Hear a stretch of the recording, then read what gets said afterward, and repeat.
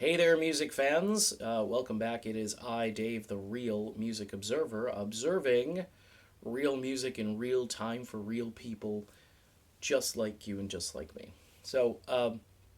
People are asking me, probably because I've toned down the level of journey content on the channel and completely eliminated, at least for the time being, any mention of Steve Perry other than what I just did there.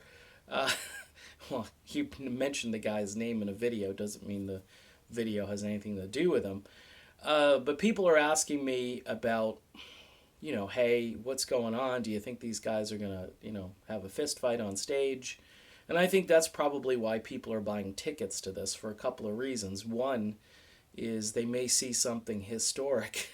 I mean, this may make the Long Beach thing between Glenn Fry and Don Felder look like, a schoolyard fight or whatever.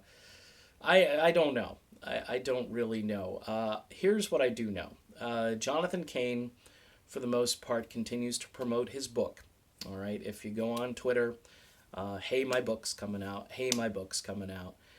And then maybe a scripture verse, because that's where I follow him on Twitter. I don't ask him to follow me on Twitter. I don't think he wants to at this stage.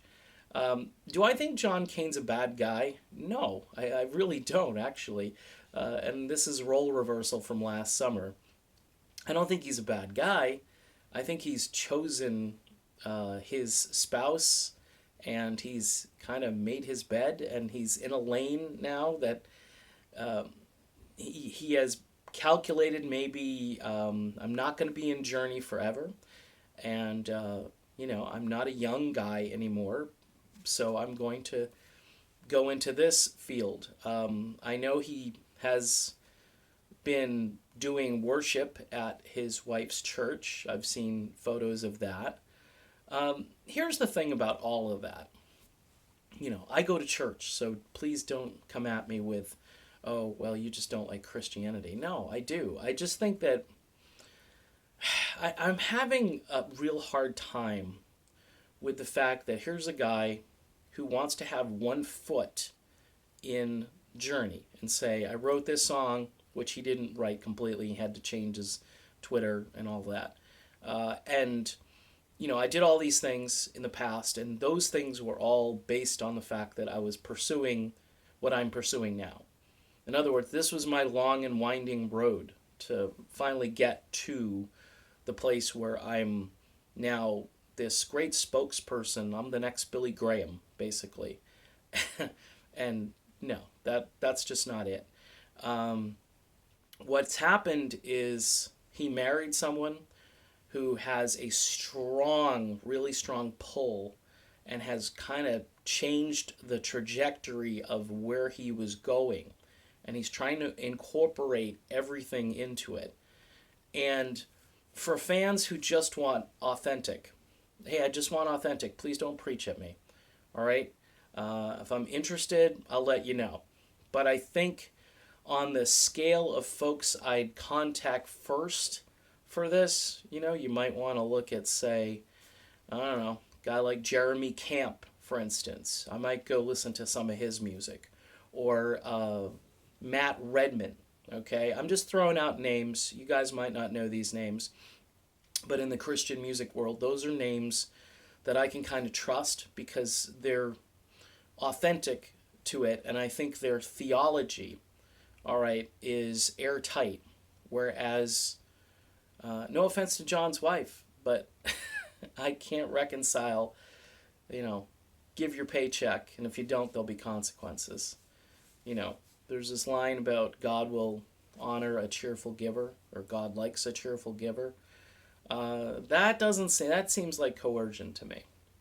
All right, so I've gone down this road right into the weeds of theology. Well, it's Sunday morning, so I figured I'd do a little preaching. The point being is that I don't think this band Journey is intact the way they were even back when they did Eclipse, even a couple years after that. I think about 2013 and 14, Neil was out there creating albums. He did a couple of albums. He did one with Dean and with Marco. So he's done a couple of solo efforts. He played, I believe, guitar on Revolution Saint's first album. So Neil's been busy. Neil is like this music nut. In other words, he's just always creating, doing stuff, in the studio. There are rumors that he's going to be working with a producer by the name of Narada Michael Walden. Really great producer. Don't know if it's true or not. Would be cool to see him because that's kind of an R&B flavor, and to see what those two would collaborate on. And should I mention SP?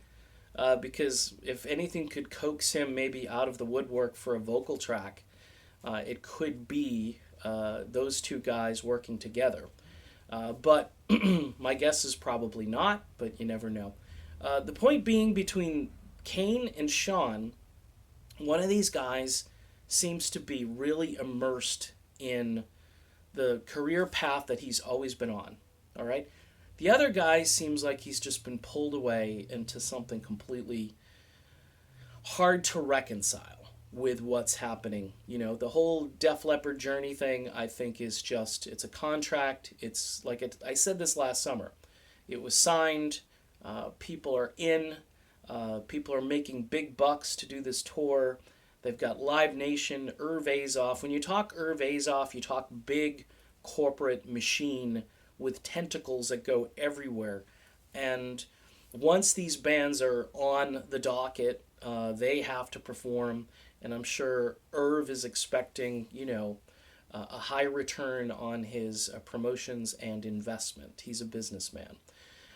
So everybody here may not be here for the right motives. You could include Ross Valerie, Steve Smith in that equation. Arnell, don't know. I think Arnell is more or less on a roller coaster ride, and he's okay with just riding it out. But I don't know. We'll have to see. Arnell was pretty bold on Twitter last year when this stuff was blowing up. So once the touring season starts, we'll have to see where he's at. But as a Journey fan, I'm waiting for Journey Through Time. That's what I'm waiting for. Because that's where the excitement, the energy is. Dean Castronovo. It was just the coolest event this year, and I don't know how any Journey Def Leppard concert tops it. Maybe it will. But my money was on all of those deep cuts and lost classics, and the energy in that room was palpable. You could feel it. And I don't know if John Kane has any of that fire that he had. I think at this point he's doing some self-promoting. Okay, once the book comes out, I think the book will do well because everybody wants to read his book. And some want to read it because they want to find out what he's going to say about Neil. And I think he's going to have good things to say about Neil. I think that's part of this whole thing, is that he's going to put a spin on this. I'm wondering if he's got a chapter, though, on the feud that they had last summer. And if he's going to say things like, hey, he's bashing my faith, which was in one publication, and then somebody told me they took that out, and I personally know why they took it out. I'm not going to reveal to you as to why they did that, but it was done not from Kane's side, let's put it that way. When somebody prints something that's not true, the other side has every right to kind of say, that's not what I said. So it was corrected on that basis. All right, so this video is done. Hopefully it provided some insight to the Journey issues right now. We shall see. If I learn more, it's going right out to you guys. Talk to you soon.